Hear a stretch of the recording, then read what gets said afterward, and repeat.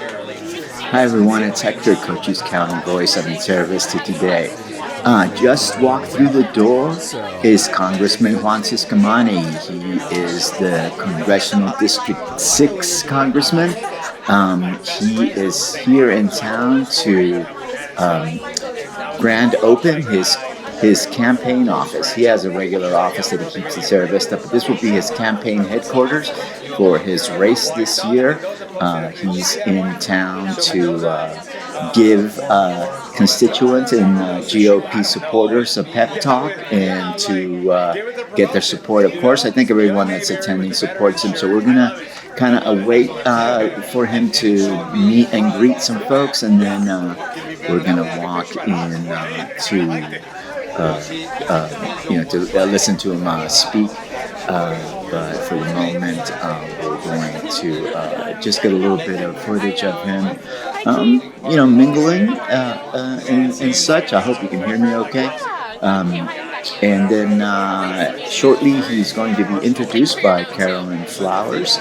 She is running for mayor in Sierra Vista. So she's going to do a little bit of an introduction, and then Juan will speak to folks that have gathered. It looks like a lot of Republican Party dignitaries are here today, kind of waiting to greet the congressman. And of course his family is here, his wife and his children, and actually a special visit from his parents. So they did not speak, but they were here to support him and to meet others. And so we're just going to take a look at that in a moment. Looks like we're getting things close to the start, and so we'll get to that. We're going to kick off the program. Good afternoon, everybody. It's another beautiful day in Sierra Vista, and we're all here to celebrate a couple big things. The grand opening of this office. And the beginning of another successful campaign for Juan Ciscomani for Congress. And it's an honor to introduce you because I've worked with lots of Congress people in my 8 years on council, and you have been the most effective. You've been the most responsive, and you represent all the people here. You represent our law enforcement community, our veterans, everyday people just trying to make it by, and it makes me so proud to be here in Sierra Vista and Cochise County because you have done such a good job representing us and have brought back so much in infrastructure funding. We never knew that was possible until you were in office, and then it became a routine thing. I lost track of how many millions of dollars you brought back for us, and not just Sierra Vista, but also on Fort Huachuca, all across Cochise County, and into Tucson and Pima County. So it's a huge honor. I wanted to thank you for everything you've done. You've been the best community partner. We love your family and your parents. I got to meet his parents today. Mom and Dad sitting over there. Good job, Jason Juan. But that's all I have to say. Thank you again, Juan. Thank you so much. Thank you. Thank you so much. Thank you. You've been a great friend and a great leader in this area as well. It's so easy to serve alongside with you and so many of the people that are here, whether they're in elected office or you've been volunteering on the party or you're just a parent that is here. It's such a great community. It's such a great part of the state, and I have the privilege and honor of representing all of you now for 3.5 years of being in office. But on the way here, I was talking to Becky, and I said, man, we've been showing up here for 5 years now. In August of 21, when we launched the campaign, and we just never stopped. And people, often asked us, and rightfully so, it's like, well, you're here as a candidate. Are you really going to show up after you win the nomination, or after if you win in November? Are you going to continue to show up? And I think we've done that. We continue to show up, but every time that we do, it's also with results. It's not just about coming here, shaking hands, kissing babies, which I love to do, and I love to meet our babies as well. But it's also about the results that we need to have. You have here in Cochise County, you set the bar so high, and a great example of how your elected officials should deliver results, right? And you get to know them, and you get to hold them accountable at a very local level. But we're used to Congress just being so far away that they actually get away with just saying, oh, and then blaming it all on the dysfunction of Washington, which there is a lot of dysfunction there. And the way that they make decisions and do things, it's just beyond any kind of normal comprehension for a normal person like you and me. I mean, one of the first things that I found out when I got there is that there are no assigned seats on the House floor. I don't know if you know this. They don't have assigned seats. They don't have desks or anything. In the Senate they do, but in the House, no assigned seats. But you better not sit in somebody else's seat. So that is how the logic in Washington works. It's just like old-time rules that nobody really understands. Why do you do things? Well, I know that's the way we've always done it. So we came in and tried to shake things up. Also, in being in office in this area, this area has historically been part of the Pima County east side and also Cochise County area, but we kind of adopted Graham and Greenlee as well and parts of Pinal County. So we became a bigger district with broader issues as well. So we started learning a lot. I'm not embarrassed to say that we're still learning on this job. And I think if more elected officials could have the humility and say, hey, I need to learn more about that. What do you think? What can we do on that? And that's why I show up. I show up to bring results, and I'll talk about those in a second, but I show up to learn. Every time I leave this area, I leave a better informed, smarter member of Congress, because I come and talk to the people that are on boots on the ground that are getting it done. And that's what we need to continue to do. And that's why we bring the family as well, because it's all about family. I mean, we're celebrating 250 years of this amazing nation, the United States of America. This started as a project, as an idea, written down in that Constitution and in our proclamation and everything that the Founding Fathers set forth, that maybe they had the vision of what we were going to become, but what I do know is that they did set us on this course. And it's been up to us for 250 years to become the nation that we are today, the most powerful, best nation with the most opportunity in the entire world right here. So don't let anybody tell us that we're not. And I think the rest of the world is finding out that right now through the World Cup, finding out key things of the United States, like what free refills look like. Things that we are the tightest district, 1/3 Republican, 1/3 Democrat, and 1/3 independent. So when we talk about the majority in Washington, it really does depend on what we do in this district. And we may be used to it, but we were watching some clips, and there's election night. We're going to be covering this. The whole country's watching. I told my kids, every single one of those anchors in that program, national programs, they're going to be talking. Not at that moment.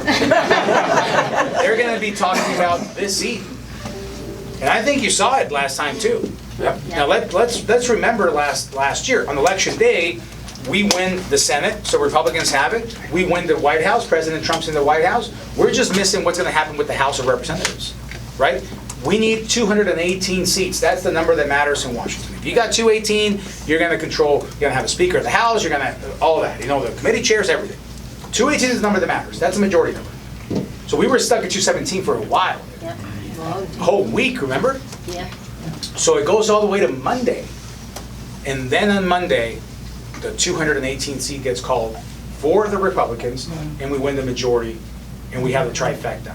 And guess what seat that was? It was our seat. It's ours. It's our seat. So we are literally the majority makers in Washington. So it was great to get all those high fives from everyone. Hey, Mr. Majority Maker, blah, blah, blah. It was all cool until the big old target in our back gets placed by the Democrats to say, take that guy out. We can take him out. We can take this district back. We take this district back. We can take the House back. We are what's in the way of Democrats acquiring a majority in Washington. And I don't need to tell you right now that this Democrat Party is not our father's Democrat Party. This is not the Democrat Party of Kennedy. This is not the Democrat Party even of what Bill Clinton tried to do with tax cuts. This is not the same one. We're talking here of a group of people that are straight up signing up for a socialistic agenda. And they're winning primaries, unseating 15 terms, not years, a 15-term incumbent over in the East Coast. Just people that are promoting socialism openly. That's what we're facing now. So that's not only for Congress, though. When you look at the Republican representatives here in this room, that's who they are fighting as well. And even some Democrats that are not welcomed in that party anymore because they're not signing up for socialism. It's not really becoming an R and a D thing now. It's just becoming, are you for American principles, or you want to go into socialism, a system that has never worked anywhere in the world. Anywhere in the world. No one is fleeing the United States to go into socialistic countries. Okay, let's say that. They're all fleeing to come here because our system is the one that works. Is it perfect? No. But this is the best one in the world. Amen. No question about it. So that's what we're up against. We have an opponent that will fight until the very end. You thought that our former opponent was going to go all the way, and we beat her twice. Now they recruited this new opponent that is fighting hard and is getting big money from George Soros and all those networks. And she's coming in here with the craziest ideas that do not belong in our district, that set her way out of what this district needs. Listen, this district has been won by Democrats before, but these Democrats have worked across the aisle. They've been able to do that kind of partnership. She's not one of them. She is not one of them, I'll tell you that right now. So we have the fight of our lives right here ahead of us. And listen, in this room, we know we're going to win. And we know we're going to win Cochise County. It's going to happen. We know the registration. That's not the question. The question is the margin.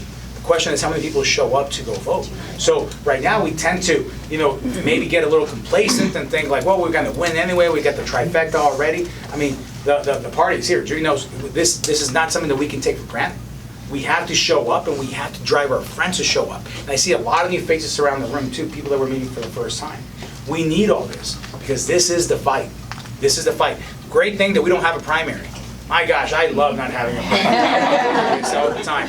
And yes, because you save money, but also I just hate to be fighting other people within our own side. Yeah. It's just not worth it. It's a energy sucker, and we don't want to do that. But we've been able to consolidate that, and you guys have shown so much unity to help us. And I want to continue to work on that. So, I mean, on 4th of July, we started at Tanapima, and then we went over to Safford, and then we went here. So when I saw all of you guys here, we were like halfway through our day. Mm-hmm. And then we went over to Oro Valley, spent a couple hours there, and then we finished up in Marana for a few more hours there. I can promise you that I'm going to continue to work as hard as we've been working for results and for this win. Not winning is not an option, guys. We have to win. To have this district, to have the majority, and to be able to advance our agenda and protect our country from Democrats taking over the majority. That is a really scary thought, and we cannot let that happen. So we, again, have shown results. Bringing in money back, being in the Appropriations Committee is a really good thing, okay? It's a thing that puts me at the seat of the table. We can tide the money where it doesn't need to go, capture the fraud, the waste, the abuse, all that, but also bring back the dollars that we need in our community and partner with the great leadership that you have here at the county level, at the state level, at the local level. I mean, you are so blessed and lucky to have such great leadership here. And I'm just an element in the equation to be able to work together so that all sides of government can continue to work for you guys. So I always like to put Laura on the spot and give her the mic when she's not expecting it. So I'm going to do that right now so that she can thank you guys also and just say whatever you want to say. Oh, well, we love this community. You all have shown up for us time and time again. We couldn't be more grateful. And that's why we show up time and time again. We love you all. Thank you for working so hard through the heat. You guys are tireless, and we just couldn't thank you enough. We're going to win in November, and we're going to win by the biggest margin yet. Yeah. And it's because our ideas work. Woo! And I just want to say, every time you make a call, sign a postcard, a knock on a door, from our family to you, thank you. Because it takes a community, it takes a team. We can't do this on our own. It's not lost on us. And we appreciate it, we see you, and we just thank you from the bottom of our hearts. God bless you. Great, thank you, Lord. And just as a quick memory lane thing, I mean, when David and Frank and I first met, it was back in 2008. When we were all running for office. And I mean, Frank was a lot heavier back then. I'm like, how'd you lose all that weight? I've been gaining weight, you've been losing weight. It's like, my gosh, I need your tip. But these guys. I'm still heavy. I didn't comment, David, for a reason. But listen, I love these guys. They won, of course, and they served together in the House, and now they're county and the state and both Senate and House, and now I'm here. It's just like one of those moments that you look back and you're like, wow, we've come a long way. But in that year, I didn't win. These guys won, and then I'm grateful I didn't. I mean, that we had just had Zoe. Zoe, she's not here. I forgot. I'll tell you about Zoe. She's up in the East Coast. We dropped her off at summer program at Harvard over the summer. So yeah, she's like her mom. She got the brains. Yeah, she got the. Thank God for that. Yes, marry up. Any young people in the room, marry up. It'll do you well, like I did.